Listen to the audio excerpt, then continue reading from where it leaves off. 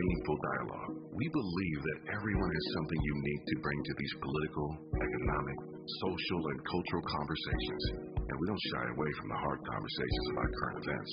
We endeavor to be a beacon of hope and understanding, while boldly challenging listeners to think more deeply about difficult topics that impact us all. With this in mind, our mission statement at KBLA Talk 1580 is simple: to create an inclusive platform that promotes civil discourse through honest dialogue and encourages personal growth among our listeners, so they can become the active agents of change. Our vision is to establish ourselves as the premier radio network with relevant programming across the beloved community, connecting people through shared experiences and collective power for lasting impact beyond these challenging times.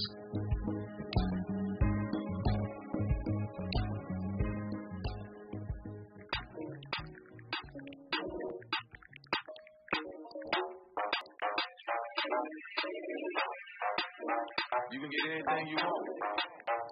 You know what I'm saying? You want that over there? You want that over there? I got you.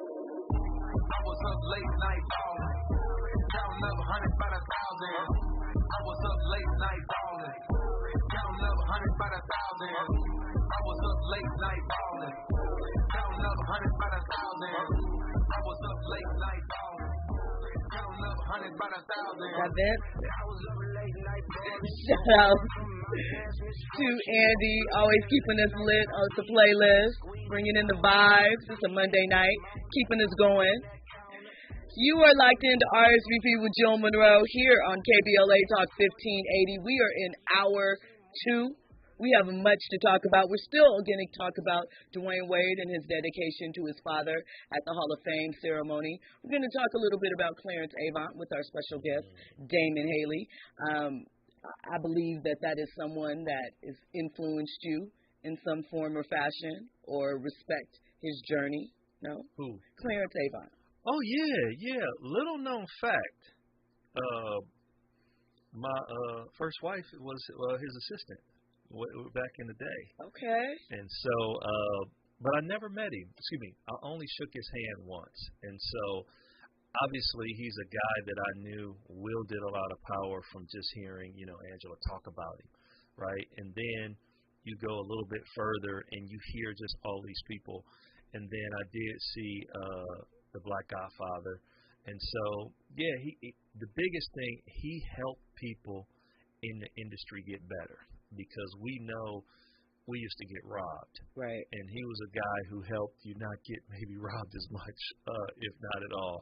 And so a lot of people, make it through the door and then lock the door behind him. He was a guy who made it through the door and he kept it wide open, for people. And that's the one thing I really respect, because he's so respected by so many people. So, yes, it's an inspiration. You call Black Godfather, you're doing something right in the music world, to be honest. A dot connector, no doubt. And to make it to 92, he lived, that he didn't cheat life at 92. Not at all, So kind of that, he was here in L.A. primarily. He came from, I can't remember, is he from Harlem? Can't remember. Chicago, one of those two. But was primarily here in L.A., and I feel like L.A. is a unique market. We have Hollywood in our backyard. We have always had South Central in all its forms. It has changed a lot, but it has always been a hub of Black life and the Black experience here in L.A. For you, starting a business, right, that depends on people, how did you decide? Because when you started Glow and Flow Beauty, you also had another business that you started that was, shall we say, above the 10. So what was the difference in launching those two businesses? And it's kind of hard to say because we know the pandemic had a hand in one, but what was the difference in comparison because of the different areas? You're talking about the U? When you say La Brea, yeah. So there's the salon. Yeah, the salon. Yeah. One was service and one was products. And so it was Glow. The brand is Glow and Flow. We call that the experience because that was a salon. It was an extension studio. So we only did extensions. And so, it was humming. for when we bought it, and right before whatever that March 13th day was, because it was March 16th. Is the 16th? Yeah, it was truly a COVID casualty, only because it just shut down. Everybody was afraid, and and the extensions and that kind of service is very personal. So the whole COVID thing, everybody was afraid, masked up, all that kind of stuff. The workers, you had the whole workers not wanting to come, and people, through the back door and all that. So it just kind of destroyed that business. But beforehand, it had great promise. And so it was a lot different than Go and Flow, the beauty retail location, which really acted the opposite. Since it became a DIY space, people needed that more than ever. I would literally be at my distributors at 6 a.m. getting product so when my store would open. And the other piece is that we're in Inglewood. So Inglewood is an incorporated city, and that means the mayor calls the shots, not the city, not LA, the mayor of LA. And there was a mandate not to close any businesses in Inglewood. So LA businesses were getting shut down and fined and all that. We weren't. And I think it's primarily because we needed to build SoFi Stadium. Okay. So if you shut down every other business, you're shutting down SoFi, which we know that's way more money for the city and taxes and all that kind of stuff. So it really worked well for us. But the difference is really product and service. We couldn't maintain the service, and when it was time to really re-up the lease, I just said, no, let's just tap out and really focus on the beauty retail. And I really like that because I like it because as long as we got the product that people want and comparable substitutes, if we out of your product, we good. And then the other thing that plays for us is that we better than Target and any other beauty supplies. So they are beauty supplies. I'm a beauty retail concept, baby. That's right. So we better than them. We better than them. And so, me, I treat it like a Nike town. And so I'm in there, and it's a cultural thing. We connect culturally with the people who come in. So those were the two differences I thought. But yeah, if COVID doesn't happen, that service thing would have still been humming. When we come forward, we'll have more with Damon Haley. We'll also get into Dwayne Wade and his Hall of Fame speech and how I'm going to relate that to a business venture that Mr. Haley is launching. All that and more, you're checking out RSVP with Jill Munroe here on KBLA Talk 1580. RSVP with Jill Munroe is your go-to show for staying in the know. More engaging conversation when we come forward on KBLA Talk 1580.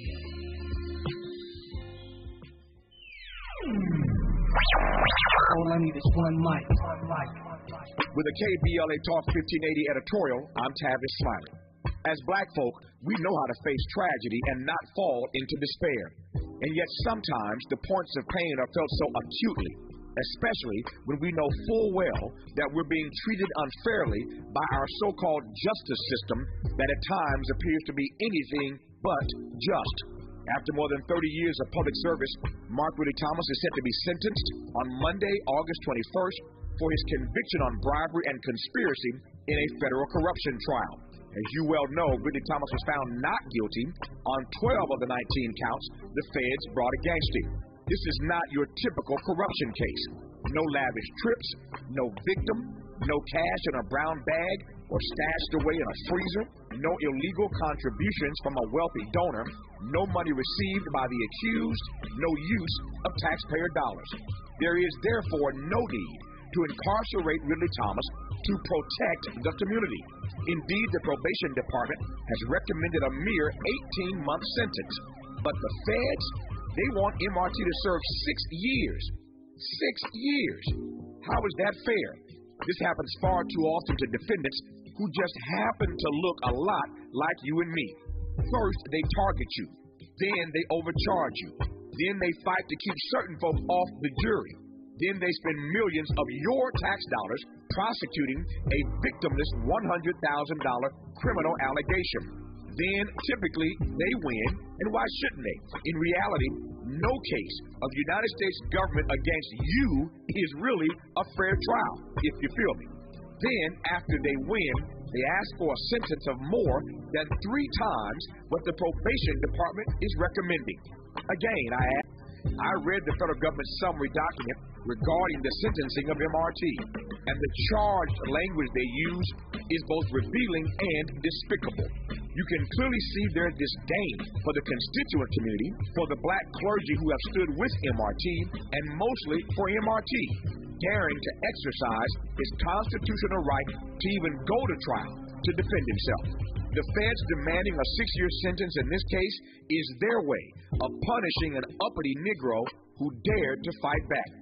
Let's hope that the judge in this case sees through this racist masquerade and delivers a sentence of time commensurate with the crime, even as MRT appeals this verdict.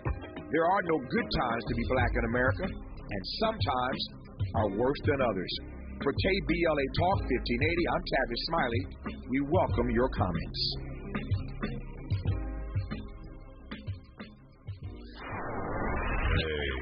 Keeping you informed, entertained, and always ahead of the curve.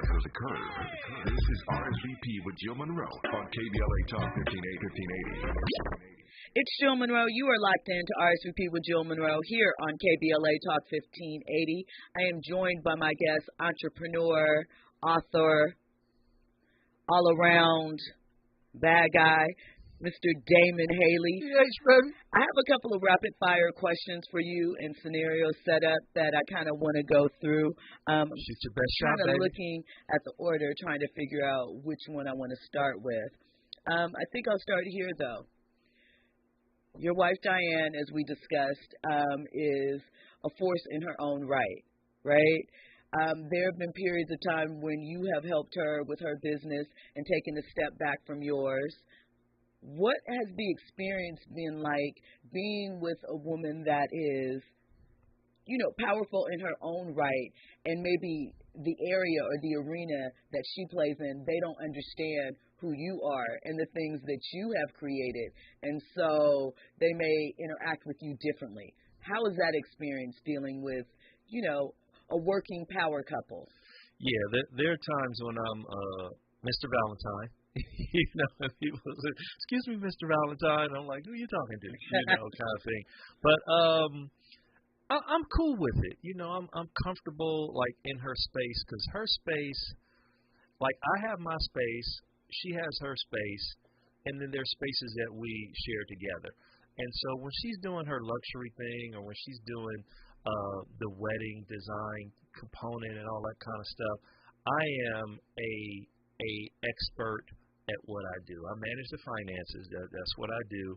I make sure we're on task, we're on budget, and all that kind of stuff. But, you know, I embrace it. I'm okay with it. It's kind of a relaxation, because I become number 2. You know, I'm not number 1. I'm number 2. She does a great job at what she's people fly her all around the world to do what she does. I don't get in the way of that. I just kind of let it go, and I try to unlock her, enable her to be her best self. As long as she's enjoying it, that's the big thing. So I don't have a lot of people that I have problems with calling me Mr. Valentine or thinking that I'm less than. You know, there's been a couple times when people have done their homework and was like, "Wow, you're somebody." I had somebody at Martha's Vineyard tell me that. We went there for 3 days because Diane got an invite. We were in and out, and somebody said to me, after they met me, they must have Googled me and said, "Hey, you're somebody here." And I'm like, "Well, yeah, you know, Diane and my mom are the only ones think I'm somebody. What you need, you know?" But I embrace it, I enjoy it, and I let her do what she does, and I help her do it even better. Okay, so, and that, because you are so secure in yourself, because, you know, some men, the reason why I asked, some men couldn't handle that. It would, you know, kind of intimidate them in those situations. So, yeah, I can't, you know, sometimes, if anything, it's uncomfortable, right? And so when she does TV and I'm around and people are trying to make me comfortable, I'm like, hey, I can get my own water. I don't need, and I'm hey, let them do their job. It's their job to get you water. And I'll just be like, wow, I'm just not accustomed, particularly when she's in a television environment, the way they dote around her and stuff like that. That makes me uncomfortable because I'm just not accustomed to that. But other than that, it's cool working with her people. She does work with interesting people. It's some, athletes she worked with. It's funny, she worked with one athlete, and I'm carrying boxes just because I'm an extra person. And then somebody who was with the athlete recognized me and was like, oh, man, that's D. Haley. You don't know D. Haley. He blew my cover. Right. Because I was just the husband helping, but then all of a sudden, I'm not that anymore. And then I get brought into a conversation about some strategy. And I'm like, man, my wife's going to kill me if I don't load that truck on time. It has nothing to do with that today. Yeah, ain't got nothing. So I embrace it overall, and I'm confident. And I can see how somebody can be intimidated and all of that. But I'm experienced. I'm a dude who understands, different worlds, and I just flow with it. So I want to ask you this, kind of shifting a little bit, related, but not so much. So over the course of your career, I would say one word that has been used to describe you, in addition to many, but one word is intense, right? Mm-hmm. And you are intimidating to some people. So what is it like to function across business in different areas and deal with the intimidation from others, or sort of manage to, still put out your business, go through those things, but deal with the challenge of labels that are sort of outside of you? Yeah, maybe I got blinders on, but I've heard, somebody calls me ID, Intense Damon, and so my intensity comes from really wanting to perform, for one, and so some people will get it and some people won't. And so my intensity has to do with passion. It has to do with drive and all of that. And that's really it. But the intimidation it's I try to now and over time meet people where they are and realize what's critically and vitally important. Everything being right, and my overseas stuff kind of helped me with that. Like, I realized that people aren't going to communicate as effectively. They can't even spell in terms of English right. So it doesn't even matter if it's not spelled right, as long as I know what they're talking about. Or if they misconjugate stuff, it's about really getting it done. So I've learned a lot in that capacity. But I remember it turned for me one day in a certain way with my dad. And my brother, who works with a company that we both work with. And they didn't know he was my brother. Some people didn't understand he was my brother. And he was talking to my dad, oh, yeah, Damon got everybody, when he comes around, standing up straight. And so my father said, hey, come holler at me before you leave. It was at my pop's crib. It was a Sunday afternoon.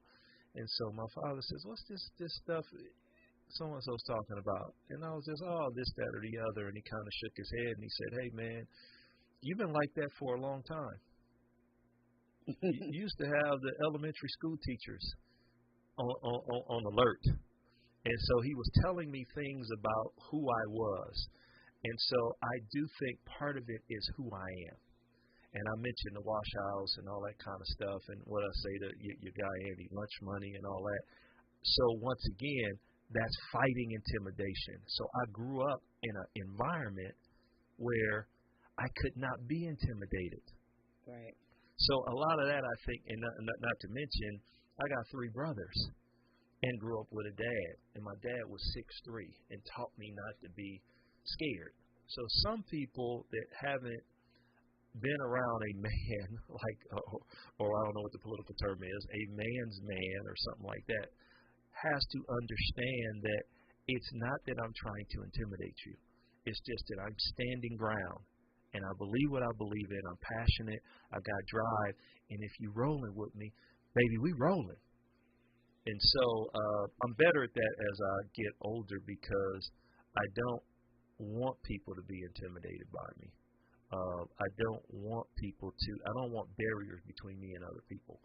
And I think when I was younger, I was just going because, when we were doing what we doing and we dealing with all the names you had just said, it's perfection. It is.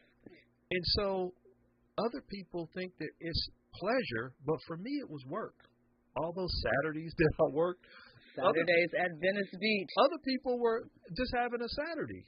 I was working because I can't come down and have somebody, in the black SUVs and all the important people coming and not be right because the position I was in, I only thought I had one chance to mess up. And so that brings a level of intensity. That brings a level of let's make things happen in excellence because my grade has to be a 90 and above. It can't be an 80. Do you think that is part of just the black experience of being in corporate America, so to speak, for some, where we don't feel like we have an opportunity to find our way? Like it has to be perfect off top. Yeah, I think so. I mean, because when we're at the levels that we're at, it's like a triangle, and we're working our way up, and everybody ain't gonna make it. And if you don't have cover, somebody who likes you to massage the story about you, and we know that black people don't ascend to those levels, and so if somebody doesn't like you, then they can shape and form what a misunderstanding is or what a shortcoming is and all that kind of stuff. And my personal experience is that I haven't had that kind of cover. That my stuff has to be undeniable. You're always going to talk some stuff, but it ain't going to be no mistake. It ain't going to be no obvious errors and all that kind of stuff. So, yeah, a lot of my intensity for perfection or not even perfection, just excellence, that's kind of where it comes from. And that's why I said now I have people that worked for me before that come back and say, I understand, because now they're going through the space I was in of responsibility. Right. I get it, D. Oh, yeah, but I know why you did this because of that, because now they're going through a space that I went through. So, yeah, I think it has everything to do with at least my experience of being like that. And the statistics say I'm not alone. Right. No, 100% sure. I think that obviously when you are a black person entering into some corporate spaces, and especially now because things are changing, we don't really know what the rules are at this juncture in time because they've changed and the priorities have changed. I think it's interesting. Your quirks are magnified, your, maybe misstep or something that would be okay if someone of a different hue made it. It's different. Yeah, and you talked about culture before. So, before we used to have, the culture used to be richer and you needed to know more. And so the things I was able to do, I morphed into a business concept that helped the brands, that helped drive business, that helped do all of that. Now you don't necessarily need that. You can sit back remotely and observe, and then make those decisions and say we're going to go in this direction and be okay. It used to didn't be like that. So it's smoothed out more. It's I wouldn't say softer, but it's not, like I said, it's not as rich. It's just stretched out more. What this thing culture is. I mean, I think, to your point, I think it's easier for people to observe and kind of duplicate and put it out there.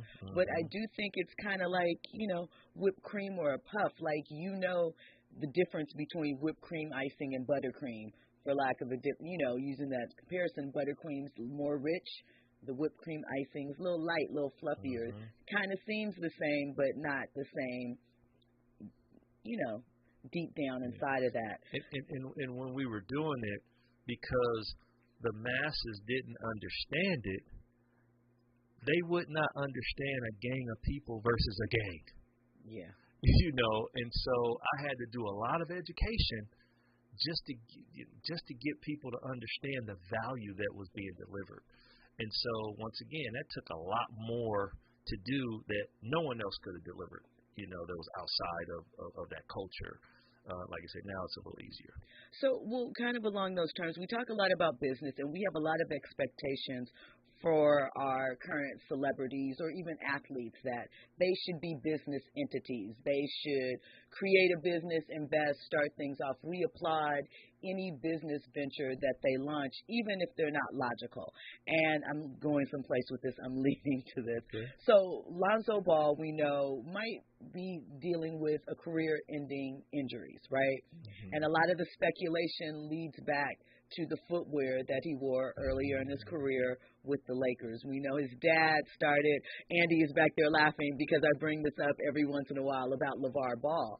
And though I know what LeVar Ball did for his sons, and I respect the fact that he was a father that had a vision and helped, drag his sons to the finish line. I feel that he was a detriment to them and that he took it too far. And it's something that we kind of really, as much as we want fathers involved, it's something that we only see as of late, like even with the Team Morant, but more so on LeVar. He created a product, no wear testing, charged what he wanted, and everyone applauded it. And I was sitting there, perhaps it's because of my Nike background, that's not going to work. They're not even rolling out. They haven't tested those shoes. What's going to happen when they're on his feet? What are your thoughts about sort of that aspect of entrepreneurship that is permeated in athletics and entertainment right now? Is it really a good thing, or is it just kind of for show? Because when you think back, before athletes had a record label, then they had a clothing line. Now, a lot of people have skincare, lines, still clothing brands or streetwear brands. They're branching off, and it sounds good, but is it all good business, and are they really taking it seriously?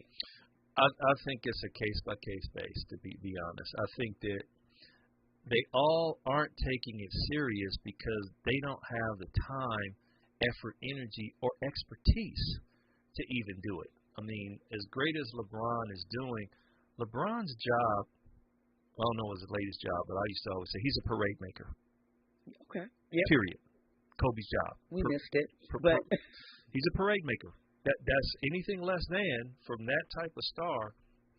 You nothing. Everything else is just secondary. So I think that if you have a passion, you have enough money to do it. See, that's the big thing. You have capital. You can do exactly what you want to do. If you're making a meager $15 million a year, you can blow $1 million or $2 million, which is 12% on your dream or vision. I think that's cool. You do it, you try it. I think some of it fails, like most folks with money, fail. I'm sure there's some rich kids out there that fail, just like there would be a 23-year-old that has an idea about something that could fail. So I like it. I like the capital. I like the idea of using your capital to really grow. I was in the space of somebody next to Curtis Jackson, a.k.a. 50 Cent, with the whole vitamin water deal. That was a very smart move for a dude like that. He understood money. I need to invest. Once again, he got his $400 million by investing. So I think that there's different ways to do it now, but I am 100% down for athletes using their capital to invest in solid business. When we come forward, we'll have more with Damon Haley. You are checking out RSVP with Jill Munroe here on KBLA Talk 1580. Trending topics and the hottest happenings. You're listening to RSVP with Jill Munroe on KBLA Talk 1580. I'm Esther Dillard, and here's the latest from the Black Information Network. Multiple reports say 10 indictments have been returned by the grand jury in Georgia's election interference case against former President Donald Trump. It's not yet known if Trump himself was indicted because the case reportedly involves several defendants. We may later learn details on the charges. Trump is accused of breaking state election laws in the weeks after Election Day in an effort to remain in power. The charges center around actions that include allegedly making false claims of ballot fraud and pressuring local officials to find him more votes to overturn the election. Black Democratic Fulton County District Attorney Bonnie Willis has been investigating Trump and his allies for more than 2 years. Trump has denied any wrongdoing. And that's the latest. I'm Esther Dillard from the Black Information Network and BINnews.com. Hi, we're Comparing Insurance Agency. Never heard of us? We know. But to help it stick that our local agents are insurance experts, we're going to say local agent 3 times in the next 5 seconds. Local agents, local agents, local agents. Find us at comparinginsurance.com. KBLA Talk 1580 is dedicated to empowering our communities by providing progressive talk radio for our audience. We strive to be an intersectional voice for the voiceless. As a Black-owned and operated station, we are committed to highlighting diverse perspectives and creating safe spaces for meaningful dialogue. We believe that everyone has something unique to bring to these political, economic, social, and cultural conversations, and we don't shy away from the hard conversations about current events. We endeavor to be a beacon of hope and understanding, while boldly challenging listeners to think more deeply about difficult topics that impact us all. With this in mind, our mission statement at KBLA Talk 1580 is simple: to create an inclusive platform that promotes civil discourse through honest dialogue and encourages personal growth among our listeners, so they can become the active agents of change. Our vision is to establish ourselves as the premier radio network with relevant programming across the beloved community, connecting people through shared experiences and collective power for lasting impact beyond these challenging times.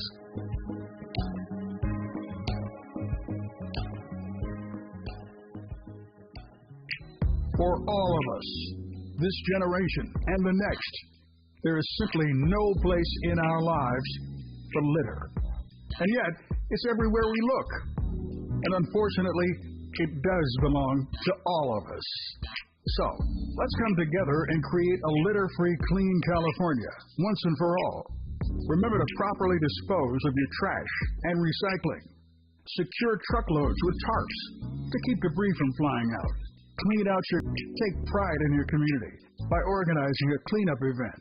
Or join a cleanup event near you. Zero litter is the goal.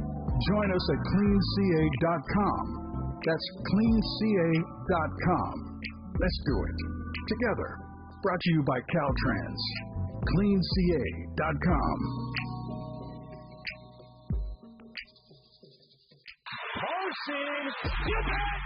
Hey, I am Jasmine Carson, LSU Women's Basketball National Champion. I had to up my game, and this time I upped my intimate grooming routine too.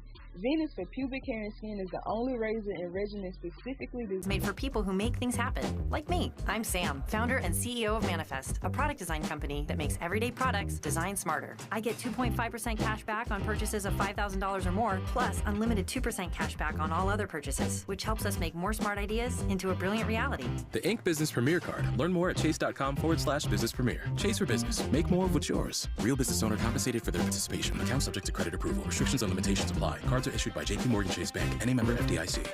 KBLA Talk 1580 stands for Unity and Healing. African Focus Incorporated is a nonprofit organization based in California that focuses on the growth and well-being of Africans all around the world. Their mission is to promote the well-being of people of African descent through knowledge and appreciation of one another by building a bridge of love and understanding. African Focus Incorporated strives for cultural, educational, and economic growth. They're the organization behind the African Family Induction Ceremony, African Goodwill Awards, African Focus Trailblazer Tours, African Dance Competition, and Showcase Los Angeles, Family Day, Good News Windows Microfinance Project, and more. To volunteer, travel with African Focus, or to attend one of their community building events, please call 310-676-7730. That's 310-676-7300. Or visit AfricanFocus.org. This is a diaspora-wide community call to action from KBLA Talk 1580.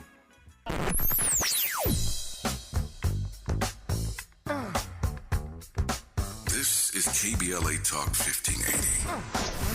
Talk radio. That's music to your ears. We're unapologetically progressive. KBLA Talk Talk 1580. KBLA Talk 1580. We've got a lot to talk about. KBLA Talk 1580, connecting you with services and solutions. South Central Youth Empowered Through Action is the youth component of the impactful CBO, known as the Community Coalition. South Central Youth Empowered Through Action has chapters at almost every South LA high school. Say Yeah, as they are popularly known, is located at 80th and Vermont, but serves young people all over South LA. Under the COCO umbrella, they train youth organizers, help underserved scholars prepare for college, and work with students to help them gain admission to top universities. South Central Youth Empowered Through Action fosters teen activism, where young people have led campaigns moving tens of millions of dollars to South LA schools and forcing officials to make AP classes available to students in under-resourced institutions. SCES scholars have taken part in the March on Washington, been published in major news outlets, and been elected to city council. Long before she was mayor, Karen Bass started the program when she founded the Community Coalition. To donate, volunteer, or enroll a student in South Central Youth Empowered Through Action, please visit cocsouthla.org. cocsouthla.org. This is a community call to action from KBLA Talk 1580. Curating the most compelling stories and delivering them straight to your ears. You're listening to RSVP with Jill Munroe on KBLA Talk 1580. Yeah. Blaze one for the nation.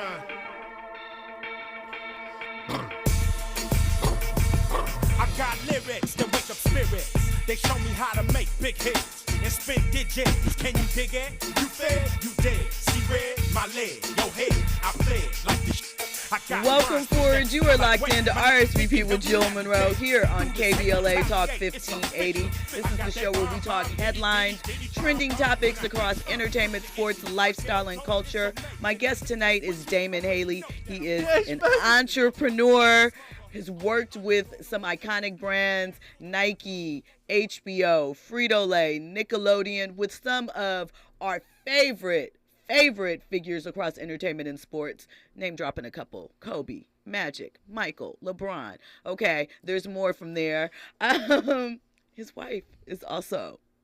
They're a true power couple. I like to throw that out there because, oftentimes when we say power couple in this era, we think of a singer and a rapper or an actor and an actress, those type of things. But I like when we can highlight people that are doing things and making a real difference, not just in the community, but in the business world at large. So I have mentioned that the Hall of Fame ceremony for basketball took place over the weekend. We know Spurs coach Greg Popovich was dropped in there. We know that Tony Parker, another Spur, was dropped in. Dirk Nowitzki and Wade County's own. That's Dade County, y'all. Y'all know that, though. Miami Heat star Dwayne Wade was added in.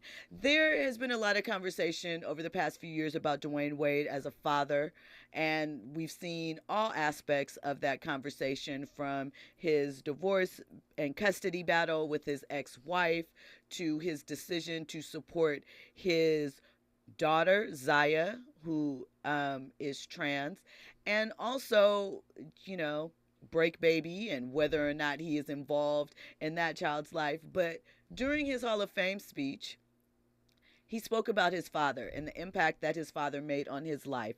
Dwayne was living with his mother, and at a certain point, his mother felt that it was time for his father to take over and help. He said that she took away her ego and allowed her father to step up and step in and give him the support that he needed as a man at that time, even though it was away from her. And it was really impactful for him. So we're going to play a little bit of that, and then we're going to come back with some commentary. To know we hustled all the way to the Basketball Hall of Fame is God's will. So, Pops, I know your knees are a little sore, but will you join me on stage as we take our rightful step into basketball heaven?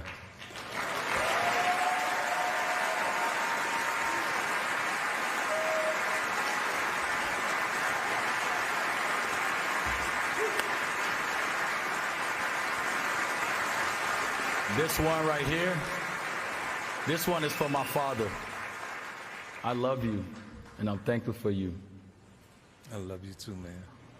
We in the Hall of Fame, dog. So it was a really beautiful moment.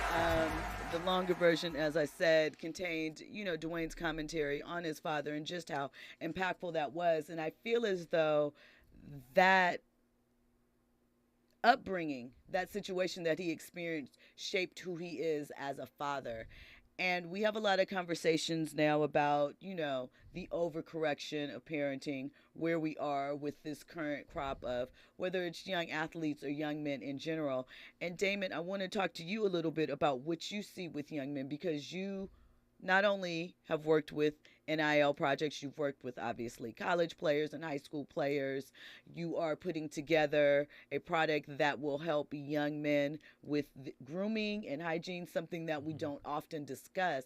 But through these type of ventures, through these type of examples, do you think that we will have a sort of rebuilding of what it means to be a young man? Because I think it's skewed right now. I think that there's a lot of things that are included in the conversation that maybe don't matter, but matter more than they should because of the current era. So what are your sort of thoughts as you've watched a generation of men evolve and develop, especially, like we talked about being a man's man as sort of.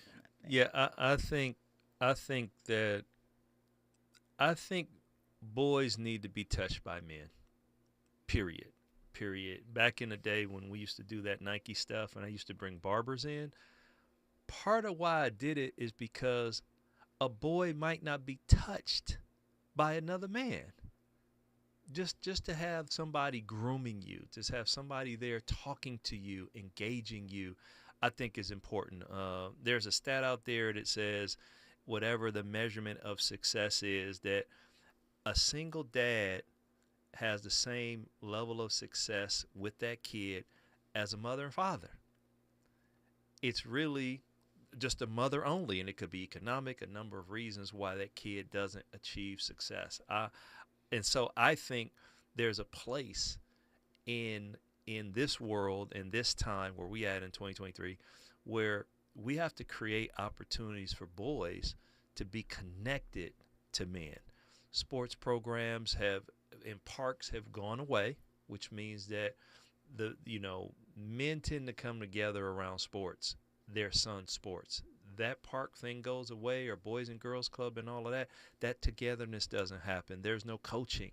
We know that in the schools that 90-something% are women, and you don't find male teachers. Right. So if you don't have it in the home, how are you going to get that voice of a man? So I think that I see that a lot over the years. Like I said, I love being around sports because I like being around guys. I like that kind of culture of coming together for a common goal of kicking somebody else's butt, and all that kind of stuff, because I like the tears of joy and the tears of defeat. I love that kind of banter and all the crap talking that happens.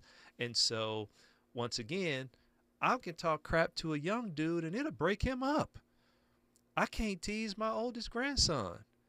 I'm like, toughen up, homie. We rolling. So I think it does. And I was deeply touched by that, because if you read my book, I have a whole chapter, the end of my book, the bonus chapters on my dad, because I love my mom, God rest her soul. But man, I mean, my pops made me who I was, and I hung out with him. It was no place I couldn't go with my pops. Hey, come on, let's go.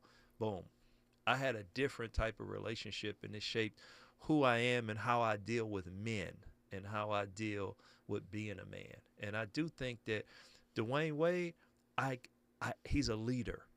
And that, LeBron went to Miami, and Dwayne Wade was the leader, probably because he took the example of a leader, of a guy like Pat Riley, all of the owner. Miami, it's a man's place when you go to the Miami Heat. And Dwayne Wade was the guy who led without being the best player on the floor. So I think those are the kind of things that being around a man helps you with, because, hey, let's face it, if you go to a work environment, it's probably going to be mostly men. If you are an executive, it's probably going to be mostly men. wherever you go, it's going to be mostly men. And so you got to know how to deal with them. And I'm not sure that a single mother treating a boy like without a guy in his life, I just think it's a missing element there. When we come forward, we'll have more with Damon Haley. We will talk about Michael Oher and what's happening with the Blind Side lawsuit. That's what we're going to call it. All that and more. You're checking out RSVP with Jill Munroe here on KBLA Talk 1580.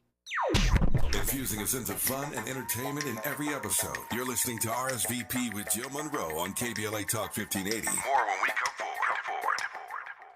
Have you heard about Lendistry? Lendistry is a national Black-led small business lender that is headquartered right here in LA. Once you've started your business, Lendistry provides flexible financing options starting at $50,000 to help you access the affordable capital needed to grow. Visit lendistry.com/KBLA to learn more. I'm Kareem Abdul-Jabbar. I learned about atrial fibrillation the hard way. My symptoms would come and go: shortness of breath, fatigue. I kept going. Then I got so lightheaded, I couldn't. My doctor said I have AFib, so I'm about 5 times more likely to have a stroke. Other symptoms: irregular heartbeat, heart racing, chest pain can come and go, but the risk of stroke stays. If you have symptoms, tell a doctor. Visit notimetowait.com. Sponsored by Bristol Myers Squibb and Pfizer. Mom's early Alzheimer's diagnosis was hard to take. And when I left the Evan-On, we decided together that it was time to see a doctor and make a plan. Early detection gave us more time to seek out information and support as a family. If you or your family are noticing changes, it could be Alzheimer's. Talk about seeing a doctor together. For more information, visit alz.org/time to talk. A message from the Alzheimer's Association and the Ad Council. Dominique DePrima here. Having a good credit score is one critical step to obtain a loan to buy a home. But did you know that your credit score is just one factor in getting a mortgage loan? Think about this. Lenders also consider your income, your employment history, current monthly debts, the size of the loan, and the amount of your down payment. Whatever your financial goals, U.S. Bank Access Commitment Initiatives support you in reaching them. Access your personal financial goals at usbank.com/access. Member FDIC, Equal Housing Lender.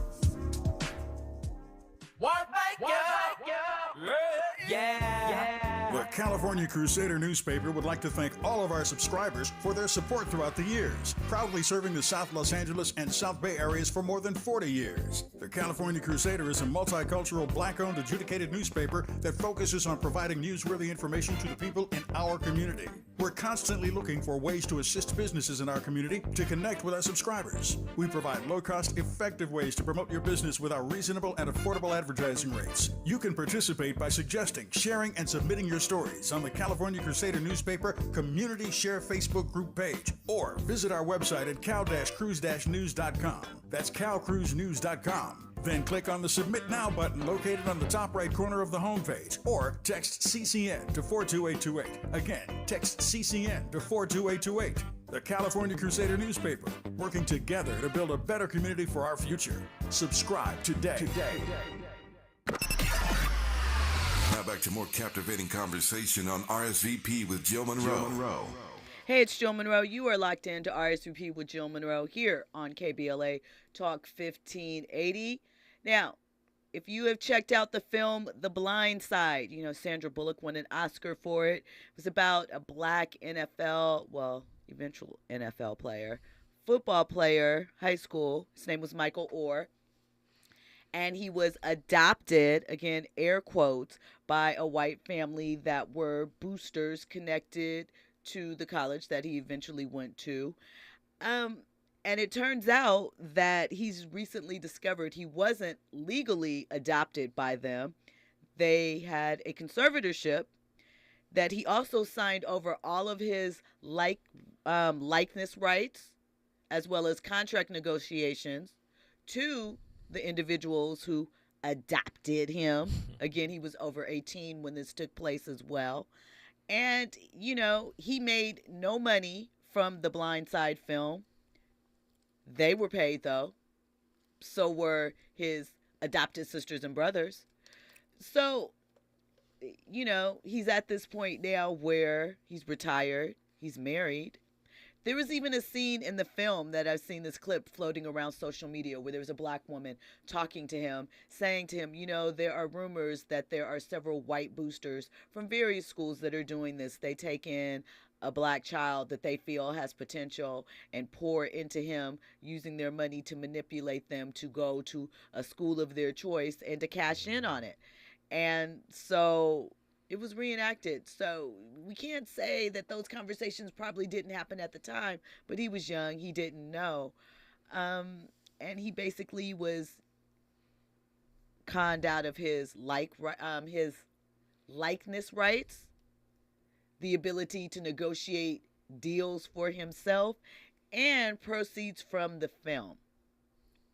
What are your thoughts on sort of the situation that always seems to happen in sports, especially though, as we talked about, young black men that haven't been touched? Because, and I'm going to relate this to something crazy, I think that's why the Kardashians have a lot of success with a lot of the black men that they do. Most of them come from single parent homes or homes when the father wasn't present, maybe not a sort of family existence. And I think people underestimate what the lure of feeling a sense of belonging, especially within a family, can do to a person and cause them to let their thoughts down. So what are your thoughts on sort of these boosters getting involved with young black talent and, you know, this case, but in general?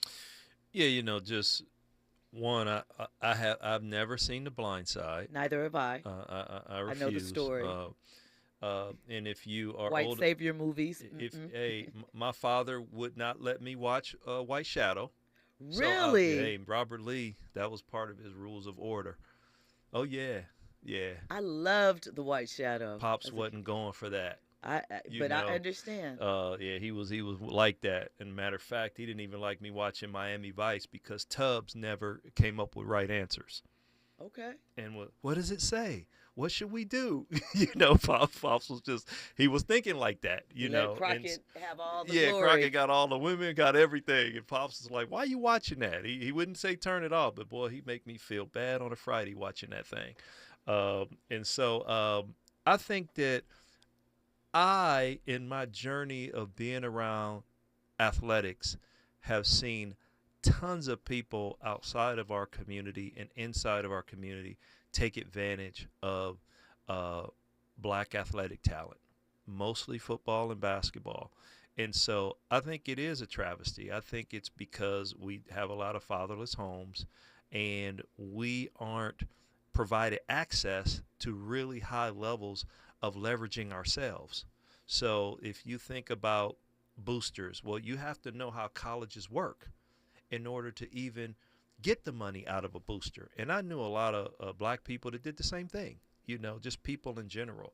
I do know that with, with this Michael Oher situation, what I read from it and what I recall back when it was going on, he always said he never got paid from it. Right. Which I found was interesting that they wouldn't include him. If they're family, that they wouldn't include him. Time will tell if he was adopted or not. You know, but that whole conservatorship, I got into conservatorship when around my brother who needed some care. But I know that's where some other entity controls your life. And so that was a guy who didn't need anybody to control his life unless they wanted to control, once again, where he would go to college, right? Which they probably got. We know now the NIL, back then it was okay to get money under the table. And so to get a big dude that eventually played many years in the NFL, somebody probably told that family, you're going to make money off that kid. I mean, their whole brand, since the film has come out, really is related to him. So, yeah, I mean. Yeah, them doing good, and particularly the mother, from what I read. The mother has her whole little thing happening around that. But once again, it's interesting that they would use his life story and not include him. From what I read, and I could be reading the wrong thing, he's not included, but the mother, the father, and the two kids, the son and daughter, are included as a package deal, even signed to CAA as a package deal. So I think that, and for him to deny, right, not deny, but for him to assert that they did him wrong, I have to believe him. he would know. He could have just said, hey, I'm going to make my NFL money. Y'all make this money. That's y'all money. He's not saying that. He's saying, I was unaware of all of this stuff. I didn't really know. And it means they did him wrong because somebody didn't explain it to him. I mean, I know, like, hey, I had a heated conversation with my accountant today, and he was like, okay, you might get audited for this. And I was like, okay, catch me if you can.